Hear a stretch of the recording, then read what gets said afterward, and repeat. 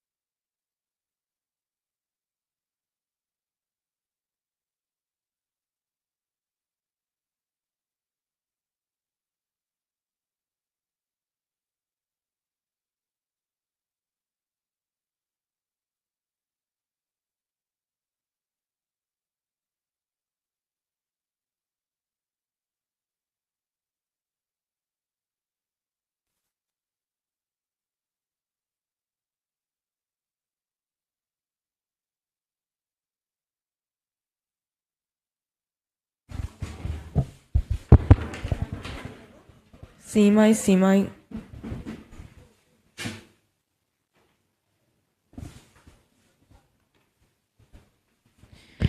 各位評判、來賓、同學，大家好，歡迎來到保良局主辦第16屆全港小學校際辯論賽第2輪初賽場次4。是次活動是由保良局主辦，並由田家炳基金會協辦 IDP Hong Kong 承辦。我係今場比賽嘅主席。今場進行嘅賽事係第2輪初賽場次4，辯題為動畫等視覺化手段是理解深化概念的主要手段。首先為大家介紹今場嘅評判。IDP 嘉賓評判謝婷婷小姐，嶺南大學中文辯論隊前隊長鄧海銘先生，細讀工作室創辦人、文化評論人張永恆先生。多謝3位評判在百忙之中抽空出嚟為今日嘅比賽呈分。接下落嚟，我會為大家介紹今場雙方嘅隊伍。首先係正方保良局朱正賢小學，主席係吳金澤同學，副辯係楊怡雅同學，公辯係楊思婷同學，結辯係黃安希同學。反方保良局莊啟晴第2小學，主辯係梁雅喬同學。副辯係黃浩勤同學，公辯係譚俊賢同學，結辯係黃海玲同學。頭先就省略咗賽規。現在有請正方主辯吳金澤同學，你嘅發言時間為3分鐘，請先試咪，準備好再向主席示意。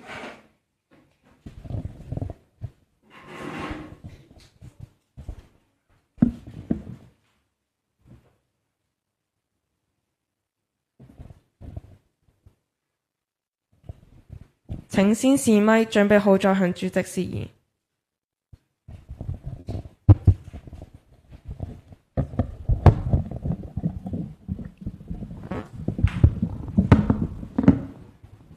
試咪試咪。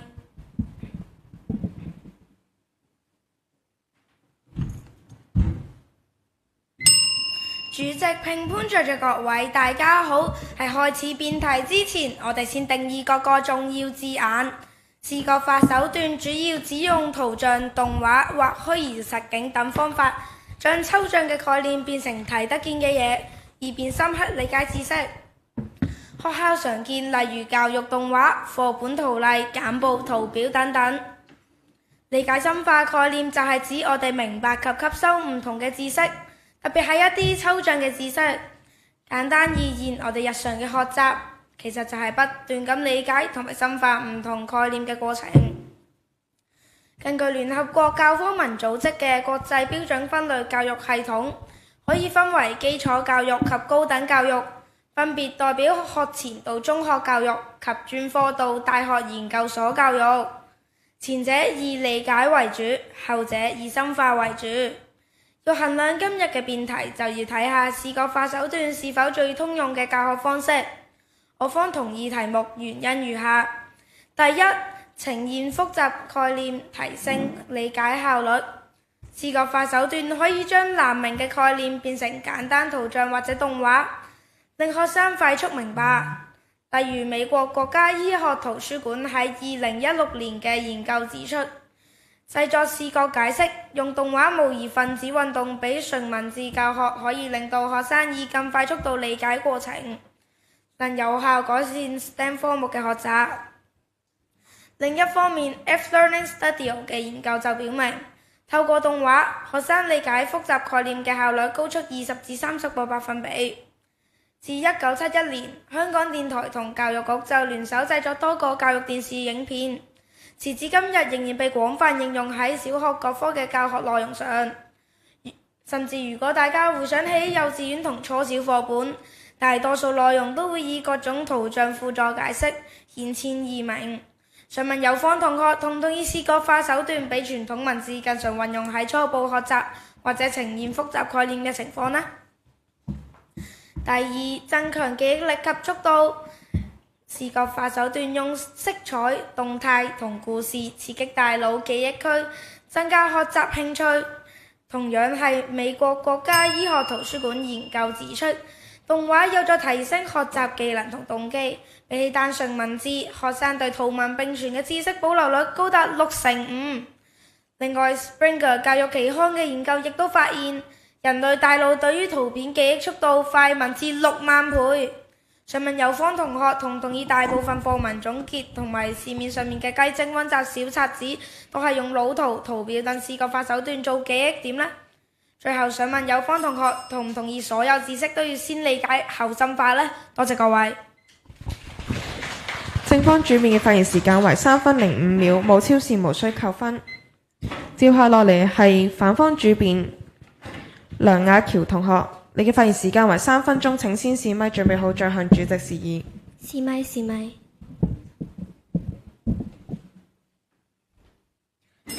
在座各位大家好，相信大家都有試過聽唔明、學唔明嘅概念，唔知大家會有咩方法學識呢？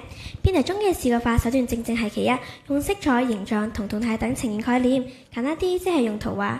而非視覺化手段可以有3種：一、文字同符號好似閱讀，雖然要用眼睇，但係主要載體係符號化文字，理解過程依賴語義分析同埋邏輯推理。二係聽覺同口語，好似小組討論。三係觸覺，好似實地考察。每一種教學方式都各有長短，因此我方都好認同友方啱啱剛才所講嘅好處，但有好處唔等於係主要手段，因為主要即係喺眾多教學法中以視覺法主導，具體即係會優先以及大部分時間使用。但係現代教育界普遍認為教學唔應該存在一個放諸四海皆準嘅主要手段，而國際趨勢都邁向實踐多元化教學同埋個性化學習，因此衡量辯題似乎以視覺化手段為主，係咪滿足多元需求？我方反對原因有二：第一，忽略學生需求，學習成果大減。教育心理學家 Neil Fleming 提出 VURK 四大學習風格模型，即係視覺型、聽覺型、讀寫型、動覺型。可見學生有不同學習需求，而用合適嘅手段先可以令學生易於明白概念。而 VURK 官方網站統計，全球有超過一半嘅學習者係屬於多模式學習，即係需要結合兩種或以上嘅模式先至達到最佳理解效果。偏偏以視覺化為主，只會弄巧反拙。例如理解光合作用時，聽覺加動覺型用老師口語解釋以及親手種植植物，會比起畫畫更快明白。又例如理解人義例子時，讀寫型透過閱讀小說，聽覺型透過聽故事，比起睇動畫更能思考背後意義。第二，窒礙多元教學，降低學習動機。美國國家理事會喺《人是如何學習》嘅報告中強調，有效學習環境要鼓勵學生以多種方式處理知識，而非依賴某一種主要模式。因此視覺化為主，不僅過於武斷，更係簡化教育。而採用多元教學，應因應學生差異與興趣，可以護長補短，提升學習動機。好似喺科學堂，老師先用簡短口述說明概念，跟住用動畫展示變化，再用學生實驗同觀察，最後進行討論。難怪新加坡教育部研究指，用多感官教學法，比起用視覺化手段教科學概念，令中學生科學成績平均提升近30%，學習動機維持時間延長2倍。想問下友方係咪要用一個降低成效同興趣嘅方法？多謝各位。反方主辯嘅發言時間為2分44秒，冇超時無需扣分。現在有請正方副辯楊怡雅同學，你嘅發言時間為3分鐘，請先試咪準備好再向主席示意。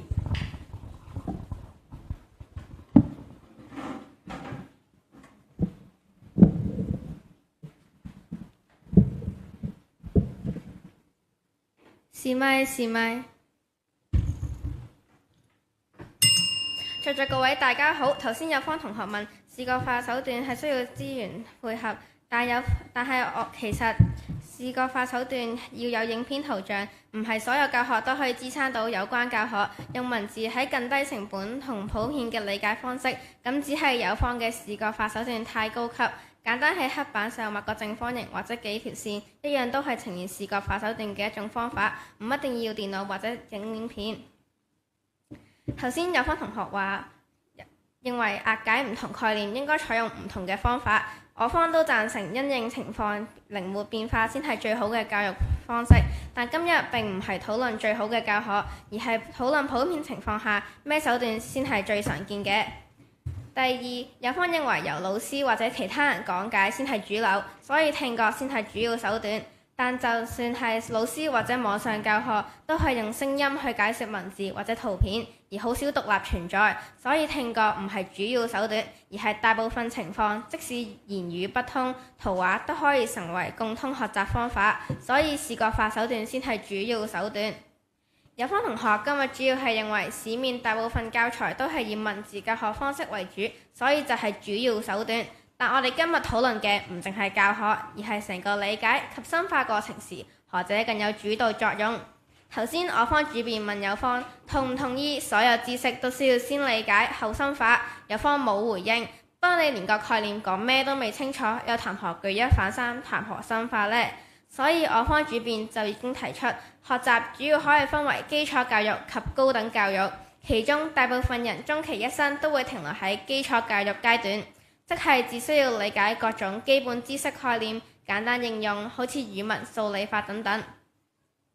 而係呢個過程，無論係課本定係黑板、白板，教育者都會大量運用圖片、圖表、影像等唔同視覺媒介，務求令學生能夠以更簡潔嘅方式理解課題。以數學堂教平行線為例，大家都知道，只要兩條直線各自無論點延長都唔會相碰，就叫平行線。但老師或者課本都一定會將以上情況以圖畫甚至動畫展示一次。事實上，隨近年電子科技進步，喺教員教學上運用電子白板、電腦、平板嘅比例持續上升。2025年統計顯示，電子白板喺教育環境中採用率已超過70%。其中希臘2023至2024學年新安裝率達90%以上，當地教師使用圖像互動教學嘅比例從52%升至80%，視覺化手段有效提升學生參與度，令平均學習成果改善15至20個百分比。最後想問有方同學，如果以上數據都唔足夠證明視覺化手段嘅主要地位，請問你哋又如何理解主要手段4隻字呢？多謝。正方負辯發言嘅時間為3分06秒，無超時無需扣分。最後有請反方負辯黃浩勤同學，你嘅發言時間為3分鐘，請先試咪準備好再向主席示意。試咪。在座各位大家好，主辯最後問有方主要用視覺化手段係降低成效同興趣嘅做法，有方負辯者不停咁講視覺化嘅好處，但對新加坡研究發現用多模式教學均能用唔同教學法去教科學概念，科學成績平均多30%，有動機學習嘅時間多2倍，有方避而不答，因為事實就係用多元嘅教學法先可以應對到唔同學生嘅需求，亦都越嚟越多學校咁做。主辯講咗有超過一半人都要用混合模式學習先可以事半功倍，所以就算學同一個概念，想深入理解，老師都要用唔同教法。主辯講咗光合作用，有方唔理解唔緊要，好似老師想教識我哋學識合作同分享呢啲概念。對於聽覺加定覺型嘅學生，老師可以用故事講例子俾學生聽，俾學生自己玩合作遊戲，比睇卡通更能感受到合作嘅重要。反問有方，喺你嘅世界，唔通同覺加聽覺型學生更鍾意睇片？即使係有視覺型嘅學生，但單純偏好視覺方法嘅學生都好少，大多數都係視覺加聽覺或者加讀寫，甚至係有3種模式撈埋一齊。反問有方，用視覺方法作為主要，點樣均衡咁應對到呢個學生嘅學習需求呢？點解劃一嘅主要方法可以應對到多元需要？煩請有方解釋。而唔難發現有方最基本論點。有方話動畫提升記憶力，然而香港浸會大學一份心理學研究發現，動畫記憶僅屬短期，3星期後再測驗學生嗰陣時，靠動畫為主組反而失分率較高，原因係只有被動接收，冇經歷自己轉換、歸納同內化，知識難以真正變深層理解或融會貫通。而有方堅持要用視覺化手段做主要手段，即係老師教嗰陣，即使面對唔同同學嘅需求，第一時間都會先用動畫、卡通解釋，漠視唔同同學需求，做唔到因材施教不特止，做主要手段更加會大多數時間都用呢個手段。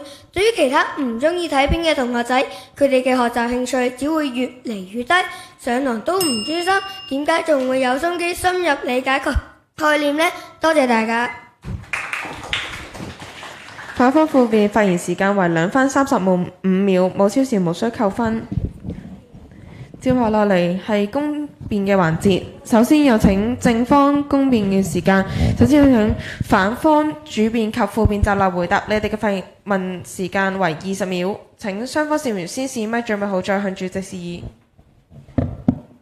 試咪。試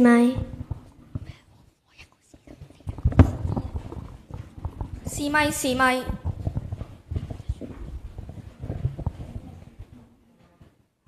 簡單問有方同唔同意最基礎嘅學習，例如學前教育、幼稚園同初小，都以圖像方式進行教育，同唔同意以上情況，視覺化手段比純文字更好理解？短期記憶提升有限，缺乏內化過程，學生難以達到深層理解和靈活運用。心理學研究發現，動畫對短期記憶有利，但未經實踐與內化，3週後記憶下降更快。但係我方唔同意喎，但係又問有方，當概念越抽象越難，例如教學核糖核酸結構、光線折射、氣候變化等等，同唔同意視覺化手段比純文字更好理解？易吸收唔等於深入理解，只有注重多元教學，先可以真正培養學生嘅批判性思考同埋應用能力。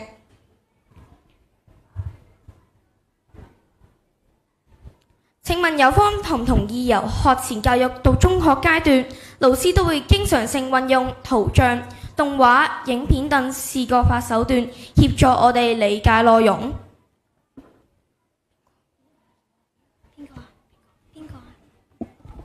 用得多唔代表係主要，就好似我哋每日都飲水，但係水唔可以當飯食。簡報電子書等都係教學嘅輔助手段，將輔助手段當作主要手段，正方本末倒置。但係無論係由於學習者未能有效理解文字內容，定係教學內容過於深奧，視覺化手段都可以令理解概念變得更輕鬆。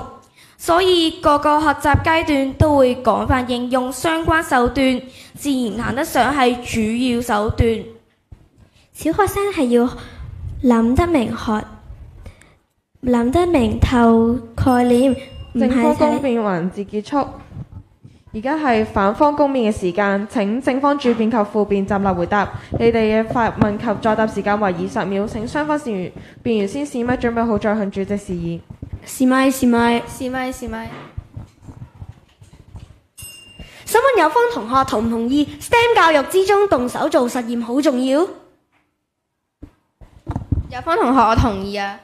咁如果咁重要嘅話，想問一問有方同學，如果主要靠睇片，但係好少時間俾學生做實驗，咁有方認為咁樣嘅法會唔會削弱學生實踐同埋應用嘅能力？唔會啊！你做實驗之前，你都可以先睇影片了解，咁你可以一嚟理解，跟住做實驗咪可以深化咯。我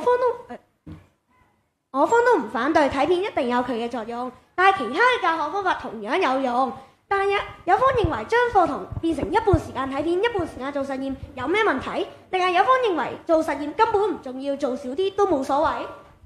但係我方都贊成係因為情況靈活變化而先係最好嘅教育方式。但係今日並唔係討論最好嘅教學，而係討論喺普遍情況下邊一種手段先係最常見嘅。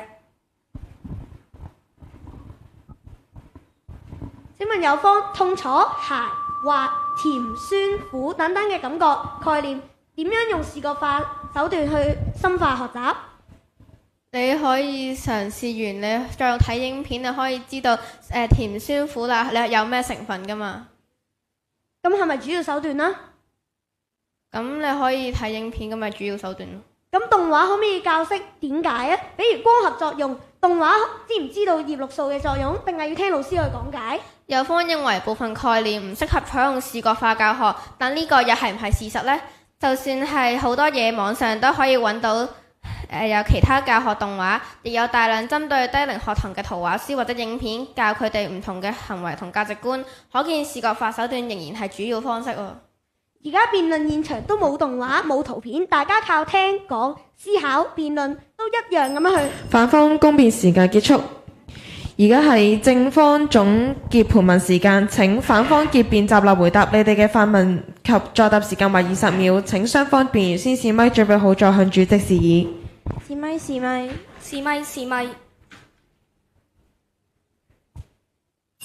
想問有方同學同唔同意現時學校越嚟越常喺課堂上或課後利用電子器材為學生提供影片教學？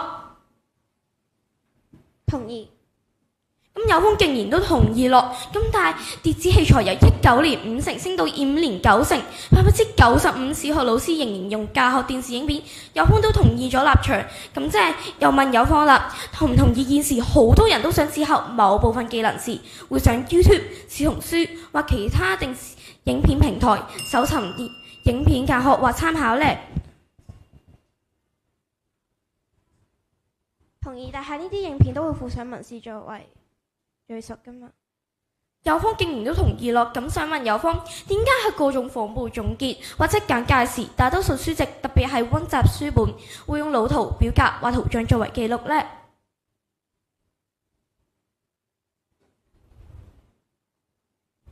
超過一半人要用混合模式學習先至事半功倍嘅喎。譬如話教光合作用，導鋼型學生自己種小綠食物題。但記憶速度快6萬倍，記憶流傳高達65%。由於視覺化手段喺記憶上更為優秀，經常成功達到理解或深化概念嘅目的，所以經常被用作教學或自學方式。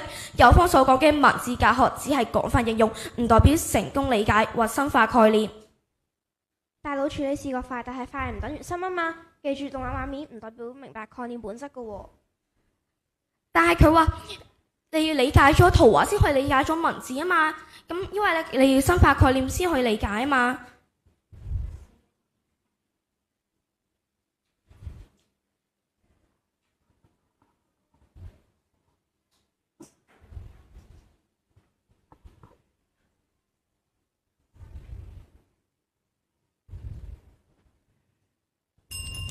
正方總結盤問時間結束，最後係反方總結盤問時間。請正方結辯站立回答。你哋嘅發言及作答時間為20秒。請雙方辯員先試咪準備好再向主席示意。試咪試咪試咪試咪。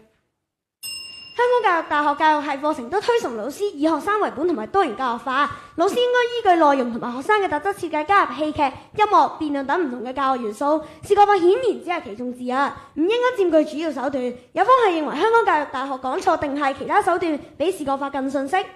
有同學今日認為押解唔同概念應該採用唔同嘅方法，我方都贊成因應情況靈活變化先係最好嘅教育方式。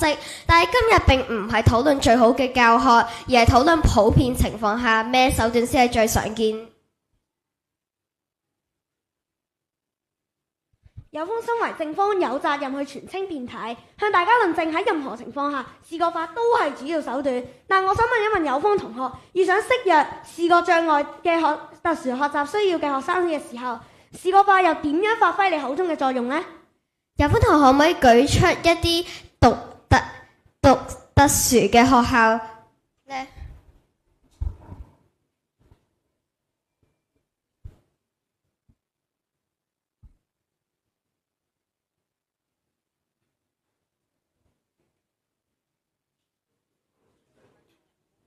我方主辯講過 VARK 學習理論，全球有超過一半嘅學習者都需要結合兩種或多種嘅學習模式，唔係單靠一種。正方繼續。提提唔可以反問。有同學今日好膚淺，有同學好膚淺，各位以為視覺化手段係唔可以幫助到同學嚟理解文字，但係其實我哋可以引入一啲文字，而且可以幫佢哋理解抽象思維嘅概念。所以今日嘅辯題絕對成立。多謝各位。反方繼續。我方主辯講過 VARK 學習。反方總結盤問時間結束。公辯環節結束，而家有1分鐘時間俾雙方結辯作整理。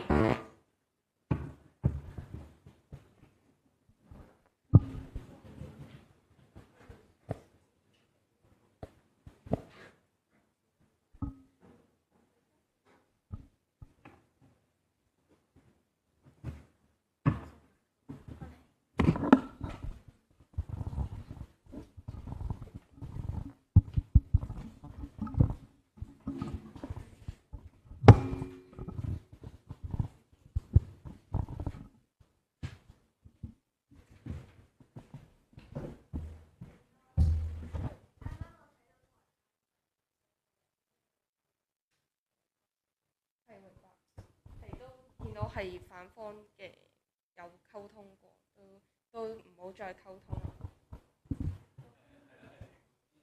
係情況就時間夠，請反方結辯。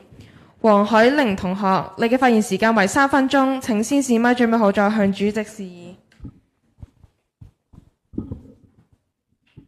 試咪試咪。各位大家好，歸納全場，相信大家知道呢場辯論嘅核心問題，其實唔係視覺化手段有冇用，而係佢應唔應該成為教學嘅主要手段。我哋都同意圖畫、動畫、顏色都可以令學習更有趣，令學生更易明白概念。不過教學唔係只講有趣，更加重要係要令每個學生都學得好、學得深。今日有方一直主張視覺化手段最有效率，學生睇得明就真係學得快。抽象概念可以快速理解，但係我方新聞辯員已經用唔同例子講得好清楚。學得快唔代表學得好，記得多唔代表諗得深。劍橋大學嘅研究話俾我哋知，用動畫雖然短期有用，但學生嘅思考力、表達力反而變差，因為動畫太容易睇，學生唔需要諗，最後只係睇過概念而唔係理解概念。有方今日堅持視覺化為主係最好，但有方全場都解釋唔到我哋提出嘅數據，都解唔到點解世界上越嚟越多教育專家、政府同學校都話要多元教學、個性化學習，遠至新加坡、美國，更至我哋身處嘅香港。因為大家都知道，世界上邊有學生係一模一樣？其實大家都係多模式學習者，唔係主要靠圖像，而係要睇、加聽、加做，一齊先理解到。就好似有啲人聽得明，有啲人要抄，有啲人要做實驗。甚至今日我哋雙方用辯論去理解同深化唔同概念，都唔係主要用視覺化手段，而係文字、演講、數據同肢體語言。我哋唔可以播動畫俾評判睇，但評判都理解到我哋講嘅嘢。老師如果一味用動畫教，啲學生只會越聽越悶，學習動機反而越低。我方並唔係否定圖像、卡通，我哋唔係要取消視覺化，而係提醒大家，教育唔應該變單一。教育嘅中心係學生，如果自顧睇得快，容易消化，忽略學生實際需要，咁樣既唔公平，亦唔可能有效。我哋一再強調，視覺化係好工具，但唔應該成為主要手段。多元教學先可以令唔同學生都發揮潛能，先至可以真正落實因材施教呢個教育原則。教育唔應該得一種主要顏色，而係要有好多顏色組成，先至畫出真正精彩嘅圖畫，俾教育發揮佢原本應有嘅樣子，靈活多元，以學生為本。連大學教一個老師點做一個好老師，都話要以學生為本同埋多元教學法。老師應該依據內容同埋學生特質設計，加入戲劇、音樂、辯論等等唔同教學元素。視覺化顯然只係其中之一，唔應該佔據主要手段。今日有方講得再多視覺化嘅好處，都掩蓋唔到個事實：教育最終目的係令每個學生學得好、學得深，而唔係學得化。多元教學先可以照顧唔同學生，多感官學習先可以令知識落地生根。多謝各位。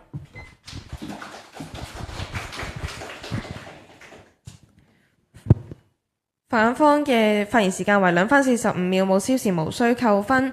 最後有請正方結辯黃安熙同學，你嘅發言時間為3分鐘，請先試咪準備好再向主席示意。試咪試咪。主席、評判、在座各位大家好。今日雙方都同意喺教學上有好多唔同嘅方法，互相配合先係現實嘅最佳情況。但係討論何者為主要手段嘅前提下，雙方分歧在於，有一方認為文字教學為更普遍、更為主流，但佢哋忽略咗對於一班仲未完全掌握抽象思維嘅小學生，視覺化手段學習上嘅獨特優勢係無可取代嘅。所以今日我方會從理解深化能力、實際教學情況及社會趨勢3方面總結點解視覺化手段係主要手段。第一，理解深化能力。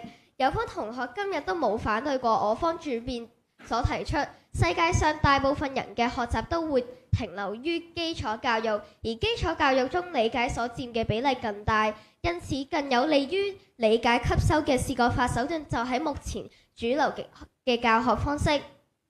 翻辯題，各個研究結果都顯示，採用動畫等視覺化手段能更有效幫助教學上學生去理解不同嘅概念，從而打好深化唔同知識嘅基礎。圖像嘅記憶速度比文字更快，成功記實唔忘記嘅比例亦更高，而影片或動畫甚至比起靜態圖片更有效添。第二，實際教學情況，大部分人都只會經歷幼稚園到中學嘅學習過程，即係基礎教育階段，所以以理解概念為主。而我方喺公辯亦成功證明，單以理解概念為主嘅話，採用視覺化手段成效更高，亦喺現時更多教育者選用嘅教學方式。第三，社會趨勢，早幾年因為疫情，全球各地大量採用線上教學方式，同時因此大力推動圖像及動畫化教學，直到疫情結束，唔少學校已經習慣並發展出一套有效嘅線上或視像教學。同時，隨電子科技嘅進步，更多學校會喺課堂內採用電子屏幕及平板電腦，以更多動圖、影片作為教學上嘅輔導。歐洲、日本、台灣、希臘甚至香港喺有關教材使用嘅比例上都有所增加，部分甚至超過90%使用率。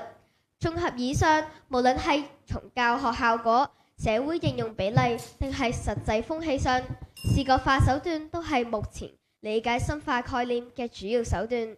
所以今日辯題絕對成立。多謝各位。正方結辯嘅發言時間為2分38秒，冇超時無需扣分。經過一番嘅爭論，比賽告一段落。而家有請評判整理分子。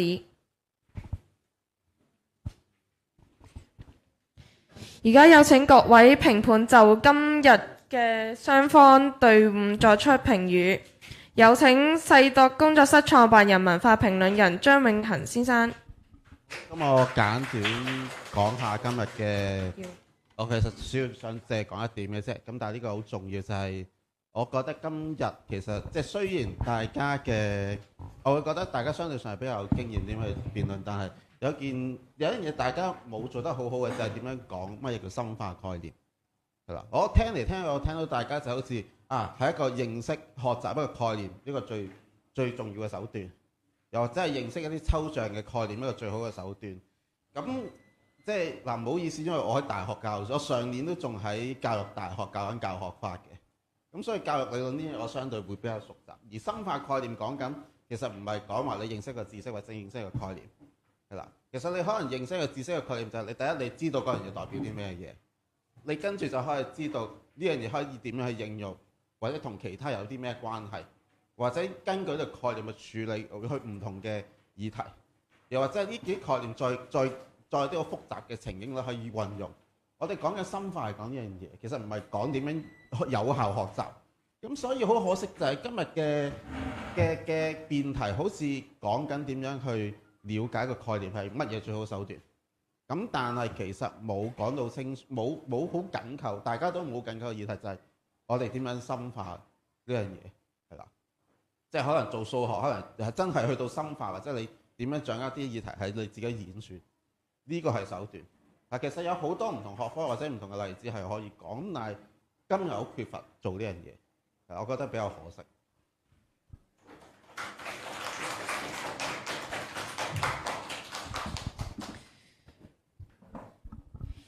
而家有請嶺南大學中文辯論隊前隊長鄧海明先生。大家好。我覺得今場比賽比起上一場係即係個交鋒係精彩好多嘅。咁我覺得特別可能喺公辯環節，其實我覺得雙方都係能夠做得到呢，係比較即係緊貼對方嘅一啲問題而去再追問啦。可能包括譬如舉個例啦，可能公辯嘅時候，正方第一次公辯會先去問就係到底你同唔同意視像比起文字係更加係好記憶啊？咁其實正方嘅同學首先都反方嘅同學應該首先都會有答係佢係同意嘅，係啦。咁跟住呢，我覺得個好嘅位就係呢，同學都要 keep 住啊，即係你知道當同可能對方答我都同意視像係好過文字嘅時候，你會再問。咁當個深化概念越嚟越難嘅時候，咁呢一個嘅效果係咪會更加大呢？咁樣，咁我覺得呢啲係要保持住啦，即係要記得去咁樣繼續去做啦。長話短說，我同意第一位評判所講，其實我覺得呢條辯題嗰個比賽過程其中一個可能最影響勝負嘅位就係到底邊一方比較能夠讓我感受得到有扣緊嗰個深化概念嘅嗰個嘅解釋。我唔專業，咁所以我冇上一位評判咁理解到乜嘢叫理解然後深化。對我嚟講，其實我坐喺度聽呢，我覺得只係大家係解釋俾我聽，可能譬如我以數學為例。咁可能我理解細個可能學三角形有三隻角嘅，咁係理解緊啦。咁然後理解一啲再深層次啲嘅概念，譬如可能中學計嗰啲咩三角形嘅總和啊，計咩叫做等邊三角形啊，呢樣嗰樣。咁呢啲就叫做深化概念啦。對我嚟講，其實已經即係由一個基礎概念，可能係什麼是三角形，慢慢深化到落去，可能係講一啲更加深層嘅知識。而呢一個過程當中，到底視覺化是否一個最重要或者最主要嘅手段？我覺得個故事喺呢一場比賽今日應該係討論緊呢一樣嘢嘅。咁而我自己覺得喺比賽嘅中段，大家爭論得最多嘅就會係反方同學會提出我哋有一個混合模式啦，即係我記得反方同學講話其實人學習有4種唔同嘅一個傾向係啦，咁然後所以咧就有好多嘅同學最主要係需要多組合嘅，即係2組或以上先至係最有效嘅。我前場都同意呢一個講法，但係當嗰個表達方式比較單一或者重複之後呢，我覺得大家可以諗一個問題嘅，就係佢要混合用可能視覺、聽覺、觸覺一齊學先至學得好，等唔等於喺呢3種嘅方式入邊當中冇一個主要嘅一個嘅影響呢？即係嗰個主要嘅 factor 呢？因為我覺得反方嗰個問法或者嗰個攻擊嘅方法有少少似係會想讓評判感受到而家視像化係一個即係唯一嘅一個方式係啦，即係我會咁樣形容係啦。咁到底嗰個主要同埋唯一係咪嗰個意思係相同呢？即係譬如反方一副都會問啊，正方同學，如果我淨係用視像嘅方式嚟去教一啲嘢，係咪真係有一個好嘅成效呢？咁跟住就接連落去講嗰個混合嘅模式。但係我反而會諗緊，其實佢因為條辯題唔係應唔應該啦，其實係是否呢一個主要手段啦。咁所以正方其中一個 approach 講，可能喺實驗上、數據上越嚟越多人真係用緊視像，所以佢係主要手段係可以接受嘅。咁但係另一個討論嘅方向，我覺得可能係討論緊到底喺學嗰啲深層概念嘅時候，呢一個其實喺學習階段，我哋都應該要接受一個即係現實，就係其實冇可能淨係得視像咁。即係如果視像係唯一手段嘅話，其實係等於係齋睇嘅啫喎，即係齋睇唔講嘢嘅啫喎，係啦。咁其實我覺得反而係如果我切入去，可能平時我上堂咁樣，我會條辯題應該係引導緊我哋思考到底，譬如我上堂我都有個 PowerPoint 擺後邊，咁但係我都會教聲音導航。咁然後我同時間有聲音同埋視覺嘅時候，咁到底可能喺教育研究上面係能唔能夠辨識到對於小朋友坐喺度聽我講，可能講即係仁義禮智信咁樣，佢到底嗰個理解嘅嗰個過程嘅主要係靠我把口定係靠後邊個 visual 呢？係啦，咁如果即係證明到係後邊個 visual 個視像係仲要影響過我把口嘅，咁條辯題咪得以成立咯。咁但係若然證明唔到嘅話，咁佢就唔能夠成立咯。係啦，咁我覺得所以我簡單啲嚟講呢，我覺得係中間嚟講大家都比較凌亂啦，即係將好多嘅講法就會攏埋一碟咁樣。但係其實我覺得應該最理想嘅情況可以喺中間，如果同學係嘗試用一個比較實在啲嘅情景，譬如由學數學，可能類似一副所講啦，即係學平衡線咁，跟住繼續深化落去。而喺呢個過程當中，我點樣比較到底視像同埋聽覺同埋可能做實驗等等呢一啲唔同嘅方式，邊一個係一個最大嘅影響數，令到我去認同或者反對呢條題目嗰個主要咯，係啦。其實我覺得個關鍵係主要係啦。而我覺得今日反方有少少個 approach 係講咗，只要佢唔係唯一手段就唔係主要係啦。咁我覺得呢一個係可以大家去諗清楚同埋諗深一層係啦。但係總而言，我覺得其實個交鋒係精彩嘅，咁所以大家都希望繼續努力嘅。多謝大家。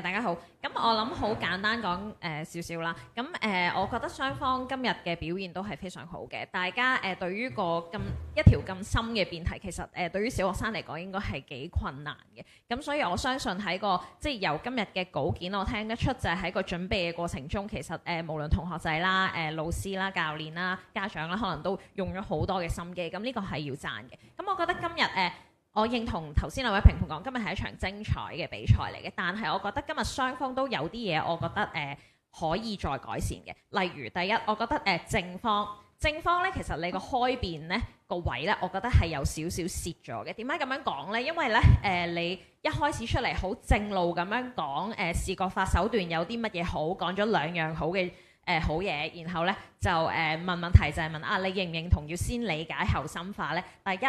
呢一個先理解後深化呢個概念，你係冇 follow up 嘅，你後面嘅辯員係冇講究竟點解呢樣嘢，即係點解會成為一個攻擊嘅問題？佢成為你主辯攻擊嘅問題，一定係因為你覺得副辯嘅時候你需要去 follow up 呢樣嘢，就係我哋其實都要深化，不過如果你唔理解呢，其實係深化唔到咁啦。咁你哋覺得咧喺理解呢個階段呢，其實用視覺化嘅效果呢係一個最普遍同最好嘅方式。我覺得係略嫌你嗰個問題，即係攻擊同你後面嘅 follow up 做得唔夠緊求。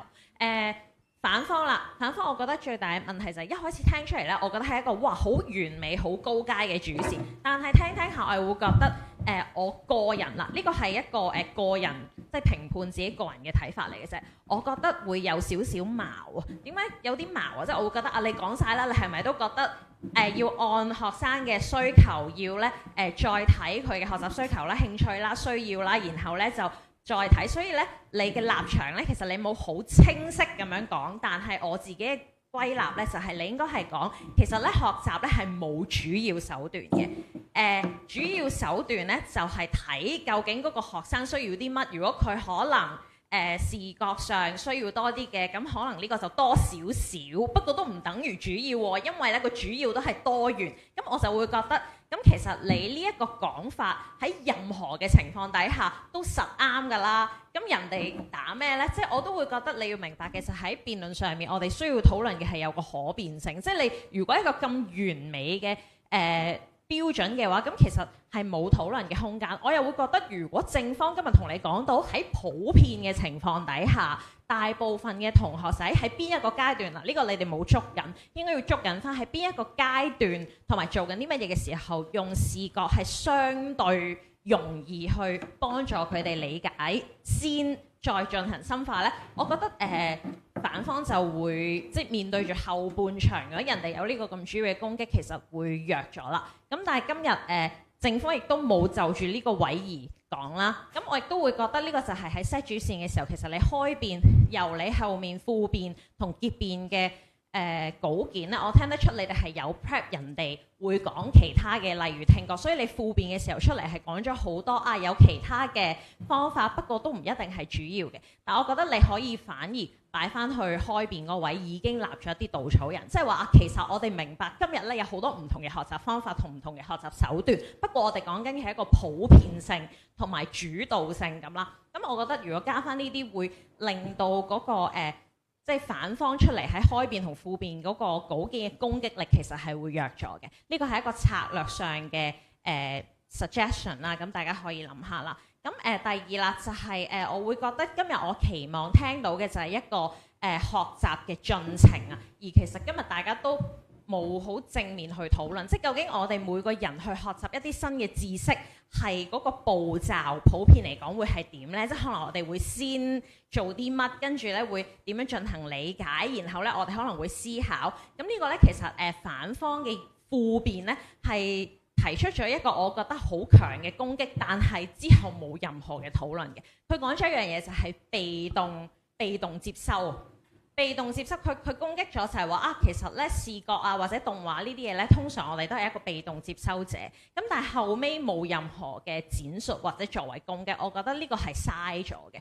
因為的而且確我會覺得原來喺學習或者深化概念，即係理解啦深化概念入面，我哋可能去主動認識或者討論，其實你哋有嘗試講你去討論或者辯論呢啲嘢，其實係可以深化個概念或者令我哋靈活運用，但係唔夠出咯。咁我會覺得呢個係同你哋冇緊扣一個學習嘅進程，由認識理解到真係應用或者運用，去到掌握，即係成個過程應該係點樣走，而每一步嘅過程其實邊一樣嘢係最主要嘅模式呢？即係我反而會覺得咁樣可能會更立體。咁呢個係我今日嘅少少睇法。多謝大家。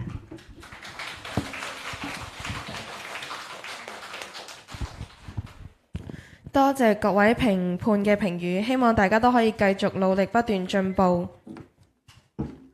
接住係宣布賽果，今場嘅賽事係第二輪初賽場次4，辯題為動畫等視覺手段是理解深化概念的主要手段，由正方保良局朱正賢小學對反方保良局莊啟程第二小學。因為頭先嘅台上反方台上與台下有溝通啦，所以今場嘅結果就係正方直接勝出嘅，由呢個嘅正方保良局朱正賢小學勝出，而分子都係冇得查閲嘅。咁保良局主辦第16屆全港小學校際辯論賽第二輪初賽場次4已經結束，多謝大家嚟臨觀賽。另外有請評判及雙方隊伍而家嚟將大合照。